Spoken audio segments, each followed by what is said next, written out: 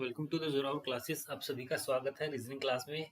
और जैसे कि आपको पता है, अगस्त का महीना शुरू हो चुका है और काफ़ी एग्ज़ाम्स जो पेंडिंग थे लॉकडाउन वगैरह की वजह से, जो कोरोना की बीमारी चल रही थी, इसकी वजह से जो लॉकडाउन हो गया था, सब बंद पड़ा था। तो उसके बाद सब कुछ धीरे धीरे नॉर्मलाइज हो रहा है और जो पिछले बैकलॉग में जो एग्ज़ाम्स थे वो भी मतलब कंडक्ट किए जा रहे हैं अलग अलग बोर्ड्स के द्वारा। तो आपका भी एग्ज़ाम्स कभी भी आ सकता है, तो अपनी तैयारी रखिएगा। आपकी जो वैकेंसी है वो केवीएस की कभी भी आउट हो सकती है और जो दूसरे भी एग्ज़ाम्स हैं वो भी आ सकते हैं। तो प्रिपरेशन को अच्छे से, पूरे से, अच्छे तरीके से कीजिएगा, ठीक है। तो और हम तो आपकी तैयारी करा ही रहे हैं। अपनी क्लास स्टार्ट करते हैं फिर से रीजनिंग की कुछ अच्छे अच्छे क्वेश्चंस के साथ। और पहला ही क्वेश्चन बहुत ही अच्छा क्वेश्चन है हमारा, आपके सामने मैं डालता हूँ। ये क्वेश्चन है, if equality is coded as, ये इसकी कोडिंग है, and confirm is coded as this, then how will secure be resources be coded. ठीक है, हमें ये बताना है। अगर इक्वलिटी को ये लिखा जाता है, कंफर्म को ये लिखा जाता है, तो रिसोर्स को हम क्या लिखेंगे। चार ऑप्शन है हमारे सामने और बहुत ही अच्छा लाजवाब क्वेश्चन है ये। पेपर सेट करने वाला ना कुछ भी डाल सकता है, क्वेश्चन के अंदर कुछ भी डाल सकता है, जैसे कि इस क्वेश्चन के अंदर डाला हुआ है। यहाँ पे इक्वलिटी लिखा हुआ, उसकी जो कोडिंग है वो 2283263187 है। ठीक है, तो इसमें इसने कैसे क्या किया, तो इस क्वेश्चन में क्या करा है, इस क्वेश्चन में किया है, जैसे मैं यहाँ इक्वलिटी लिख देता हूँ, यहाँ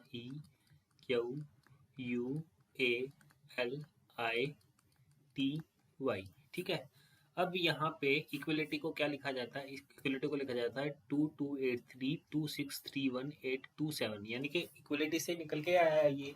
तो यहाँ पे जो 22 है वो कैसे आ सकता है। अब मैंने आपको बताया था इनके अपोजिट्स, यानी कि अपोजिट अल्फाबेट्स में अपोजिट होते हैं। जैसे मैंने आपको बताया था, पहले अल्फाबेट्स ए होता है, लास्ट वाला जेड होता है, यानी कि 1 का 26। ठीक है, ए का जेड, बी का वाई होता है, सी का एक्स होता है, डी का डब्ल्यू होता है। ठीक है, ये मैंने आपको बताया था।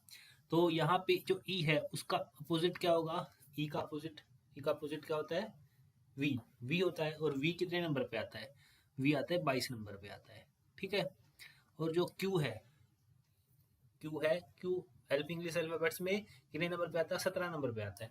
तो यहाँ पे तो इन्होंने अपोजिट की जो वैल्यू है वो लिख दी। यहाँ पे इन्होंने क्या किया, या जो इसकी वैल्यू 17 होती है, इस 17 को ऐड कर दिया, 7 और 1 8, इनका डिजिटल सम कर दिया और ये यहाँ पे लिख दिया। 22 के बाद 8 आ गया। ऐसे ही जो यू है, यू क्या है, कितने नंबर पे आता है, यू आता है 21 नंबर पे। इसमें भी इन्होंने क्या किया, डिजिटल सम कर दिया, 2 और 1 3 कर दिया। अब आता है ए। अब ए है, ए का क्या किया इसने, ए को इसको इसने अपोजिट किया है। ए का क्या आता है, जेड, और जेड कितने नंबर पे आता है, 26वें नंबर पे आता है। ऐसे ही एल, एल कितना नंबर होता है, 12 नंबर होता है। 12 को ऐड करके क्या बनेगा, 3 बनेगा। ये क्या है, आई, आई क्या होता है, ऐसे तो 9 नंबर पे होता है, बट यहाँ 9 नंबर कहीं पे भी दिखाई नहीं दे रहा मेरे को। तो इसका क्या, हम क्या करेंगे, इसको हम करेंगे, इसका अपोजिट देखेंगे। इसका अपोजिट क्या होता है, आर होता है। आई का अपोजिट क्या होता है, आर होता है। और आर की वैल्यू क्या होगी, 18 होती है। ऐसे ही टी, टी 20 नंबर पे आता है। 20 में दोनों को ऐड करेंगे 2 आएगा। वाई 25 नंबर पे आता है, दोनों को ऐड करेंगे 7 आएगा। तो इसकी कोडिंग क्या बन जाएगी, ये बन जाएगी, जो कि क्वेश्चन में दी हुई है। ऐसे ही कंफर्म की निकाल रखी है, हमें निकालनी है रिसोर्स की। तो रिसोर्स की निकालते हैं। यहाँ पे RESOURCE, ठीक है, ये करते हैं।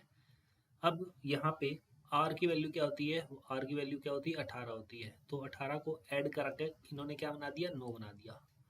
ठीक है, अब यहाँ पे क्या है, ई, ई क्या होता है, 5 नंबर पे होता है। तो यहाँ पे 5 नंबर कहीं भी नहीं है ऑप्शन में, तो इसका अपोजिट देखते हैं। इसका अपोजिट क्या होगा, ई का क्या होता है, वी, और वी की वैल्यू क्या हो जाएगी, 22 हो जाएगी। तो यहाँ पे हमने इसकी वैल्यू भी लिख दी 22। ठीक है, अब आता है एस, एस क्या है, कॉन्सोनेंट है, कॉन्सोनेंट एस, और इसकी वैल्यू क्या होती है, 19। 19 के बाद को अगर हम ऐड करते हैं तो ये क्या हो जाएगा, 9 और 1 10 हो जाएगा। ठीक है, तो 9 और 1 क्या हो जाएगा, 10 हो जाएगा। तो मैं यहाँ पे इसको क्या लिख देता हूँ, 10 लिख देता हूँ। अब आता है ओ, देखो यहाँ पे ओ को 15 नंबर पे आता है। 15 नंबर के हिसाब से 5 और 1 6 करेंगे, 15 है ना, 5 और 1 6 करेंगे, 6 आ सकता है, बिल्कुल आ सकता है, और ऑप्शन में भी दिया है। बट हो सकता है कि ये इसका अपोजिट भी हो तो एक बार इसका अपोजिट और चेक कर लेते हैं। तो इसका अपोजिट क्या होता है, इसका अपोजिट होता है एल, और एल की वैल्यू क्या आती है 12। तो 12 कहीं पे भी नहीं दिया हुआ, कहीं पे भी नहीं दिया हो ना, तो ये क्या आएगा यहाँ पे 6 ही आ जाएगा। ठीक है, 5 और 1 6 आ जाएगा। आगे देखते हैं। और जो ओ की वैल्यू है वो यहाँ पे भी 6 हमें गिवन है, देखो।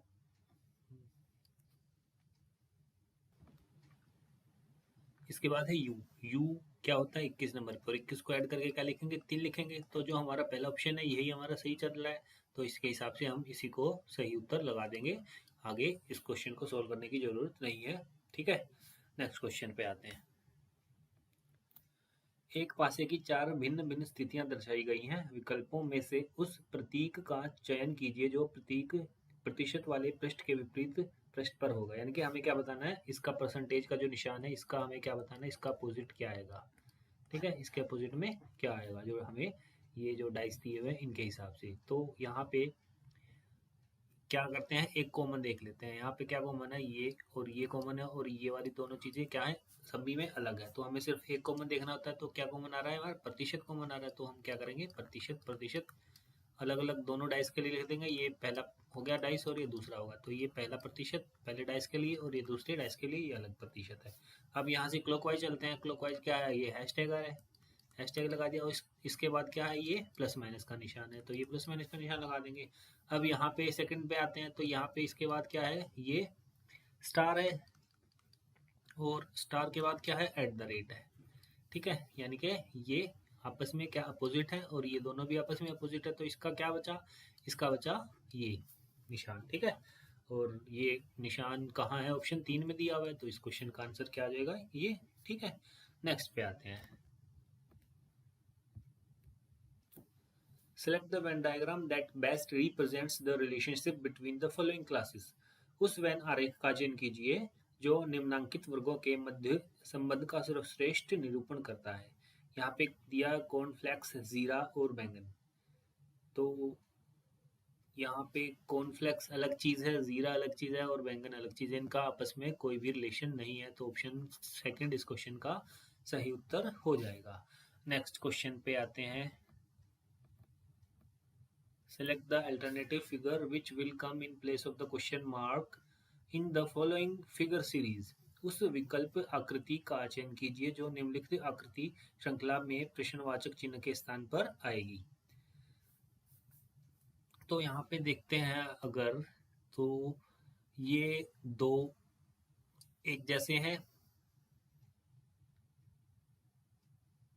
और फिर इसके बाद ये दो एक जैसे हैं, तो अगले दो एक जैसे होने चाहिए। तो जैसा ये है ऐसा ही ये होगा, यानी कि ऊपर बड़ा और नीचे थोड़ा छोटा।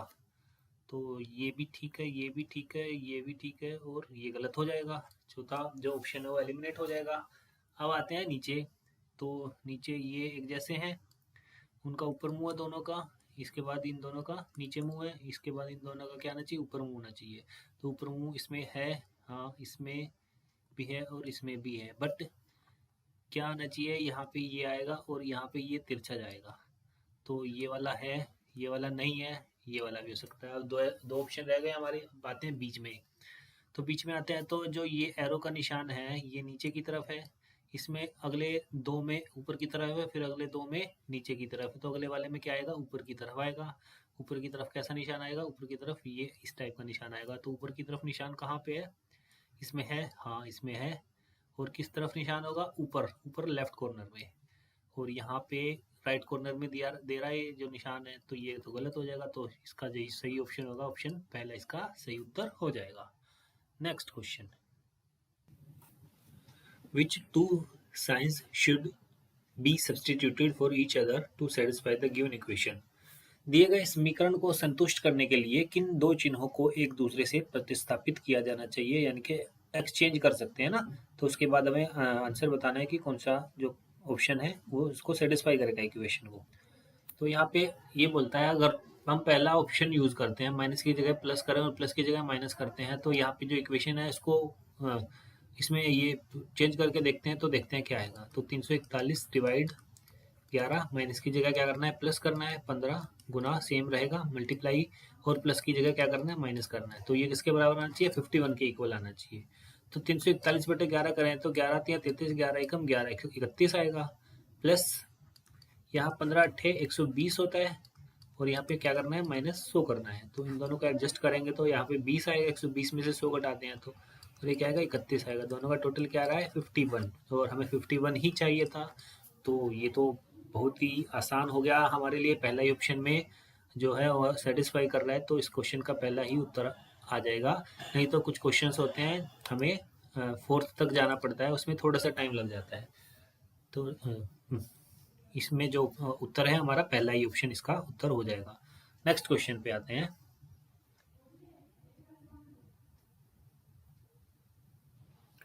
Find the mirror image. यहाँ पब्लिकेशन लिखा है, मिरर इमेज बताना है, तो क्या करते हैं, इसका जस्ट अपोजिट हो जाता है। जस्ट अपोजिट क्या हो जाएगा, कहाँ से शुरू होगा मिरर में, ये इसका एन से ही शुरू होगा, ठीक है। तो ये इस टाइप का बनेगा पहला, तो ये तो पी से शुरू होता है, ये भी पी से शुरू हो रहा है, ये क्या बनेगा, ऐसे बनेगा। उसके बाद ओ आएगा, उसके बाद आई आएगा, उसके बाद टी आएगा, उसके बाद ए आएगा, ठीक है। ये तो दोनों में ही सेम चल रहा है, N O I T A, N O I T A, C भी सेम है। अब यहाँ पे तो ये तो स्पेलिंग ही इन्होंने गलत कर दी, P U B L I C A T I, ये स्पेलिंग गलत है, तो ये स्पेलिंग क्या हो जाएगी, ये स्पेलिंग इसकी सही हो जाएगी। तो इसका आंसर क्या हो जाएगा, ऑप्शन सी इसका करेक्ट आंसर हो जाएगा। हमें आगे इसको चेक ही नहीं करना, ठीक है। नेक्स्ट क्वेश्चन की ओर चलते हैं। नेक्स्ट क्वेश्चन है, in a certain code language FROG is written as THPGI. How is PERKS written in that code language?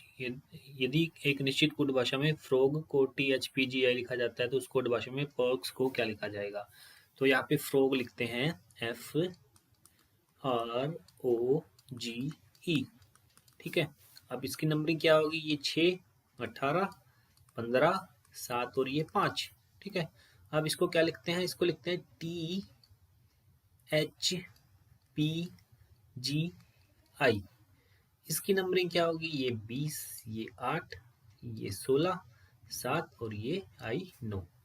अब यहाँ देखते हैं, तो ये क्या है, 6 से 8 पे आ रहा है, +2 हो रहा है, यहाँ पे भी +2 हो रहा है। इसके बाद 7 से 9 पे आ रहा है, ये +2 हो रहा है। 5 से 7 पे आ रहा है, ये +2 हो रहा है। और यहाँ पे क्या हो रहा है, यहाँ पे हो रहा है 15 से 16 पे +1 हो रहा है।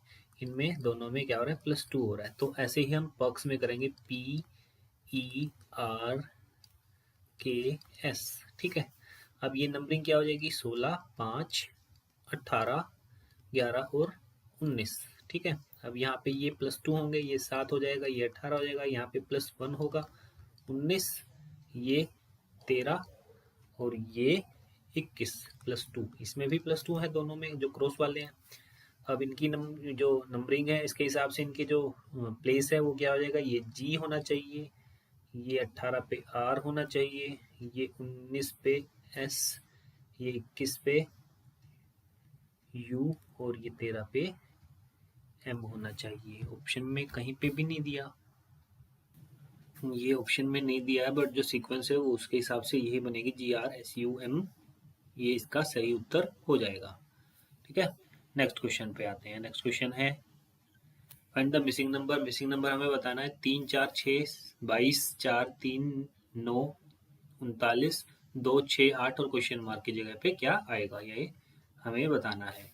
तो इसमें 22 कैसे आया, ये कॉलम के हिसाब से चलेगा ना, ये या तो रो के हिसाब से चलते हैं या कॉलम के हिसाब से चलते हैं, बट यहाँ पे ये दिख रहा है कि हमें कॉलम के हिसाब से आएगा। तो 22 कैसे आ सकता है, अगर मैं 6 की 3 से गुना कर देता हूँ, 6 गुना 3 18 होता है, और 18 में 4 ऐड कर देते हैं, यानी कि 6 गुना 3 जमा 4, 18 और 4 22 होता है। ऐसे ही 39 भी आना चाहिए, 9 की 4 में गुना, एक जो पहली रो है और तीसरी रो इनकी गुना हो जाएगी, 9 गुना 4 36 और 3 39 हो जाएगा।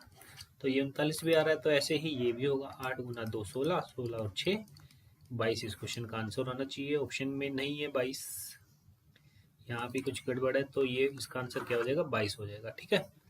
नेक्स्ट क्वेश्चन, क्वेश्चन नंबर अगले पे आते हैं, ये वाला, कंप्लीट द फॉलोइंग सीरीज। 18, 20, 25, 37, 46, 76, 89 और 145 दिया है। नेक्स्ट क्या आएगा ये हमें बताना है।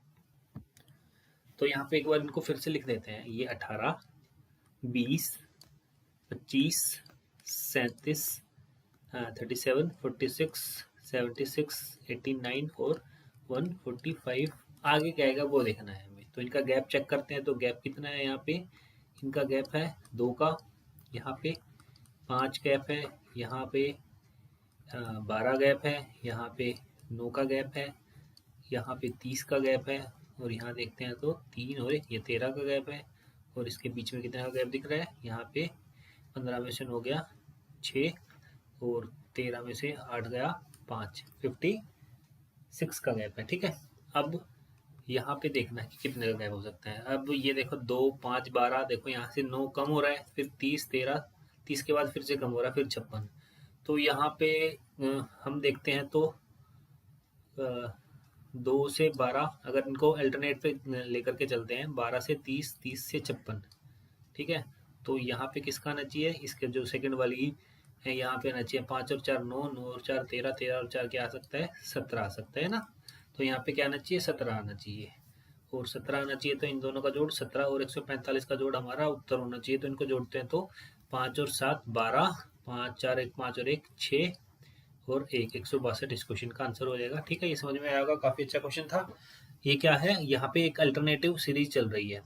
ये 2 से 12, ठीक है, फिर 12 से 30, 30 से 56 आ रहा है। ठीक है, और उसके बाद 5 से 4, 9 से 13, 13 से 17, यानी कि इसमें +4 हो रहा है। जो +4 और ये वाली सीरीज है वही हमारा आंसर निकालेगी। तो यहाँ पे ये मैं बताना था, तो हमें इसी सीरीज को उठा के चलना था। तो इसके हिसाब से हमारा आंसर क्या आ जाएगा 162 इस क्वेश्चन का आंसर हो जाएगा। नेक्स्ट क्वेश्चन देखते हैं। Find the odd one out. यहाँ पे पहले और 2 3 4 ऑप्शन दिए हैं, तो इसमें चारों में जो ओड है वो हमें बताना है।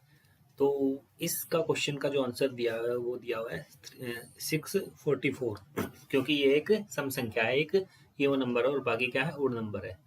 और अगर इसको दूसरे तरीके से भी देखते हैं तो इसका कोई दूसरा तरीका मुझे नहीं मिला, बट मुझे यहाँ पे सिर्फ 2 चीज़ मिली थी। अगर मैं 3 को 9 से गुना करता हूँ तो 27 आता है। ठीक है, और मैं 4 को की पावर 3 करता हूँ, मतलब 3 की पावर 3 करता हूँ तो 27 आता है, और 4 की पावर 3 करता हूँ तो क्या आता है 64 आता है। बट ये क्या है, ये सिर्फ पहले और तीसरे ऑप्शन में काम कर रहा है, उसके अलावा ये काम नहीं कर रहा है। ठीक है, और अगर मैं इसको देखता हूँ तो यहाँ पे 3 में अगर मैं 13 गुना करता हूँ तो ये 39 आएगा, और 7 में भी 13 गुना करता हूँ तो ये 91 आएगा। तो यहाँ पे ये 2 और 4 में काम कर रहा है, और जो क्यूब वाला मेथड है वो 1 और 3 में काम कर रहा है। बट अगर इसके अलावा देखते हैं तो सिर्फ इवन ओड ही बचता है, जो कि 644 क्या है, एक इवन नंबर दी हुई है। उसके हिसाब से इस क्वेश्चन का आंसर सी ऑप्शन हो जाएगा। ठीक है, तो आज के लिए इतना काफ़ी है ना, बाकी जो है वो कल नेक्स्ट क्लास में करेंगे। आई होप आप लोगों ने कुछ सीखा है, आज काफ़ी कुछ सीखा है इस क्लास में। और फिर मिलते हैं नेक्स्ट क्लास में, तब तक के लिए जय हिंद जय भारत। अपनी तैयारी रखिएगा अपने अच्छे से, और रिवीजन बहुत ज़रूरी है, रिवीजन भी करते रहिएगा साथ साथ में। ठीक है, जय हिंद।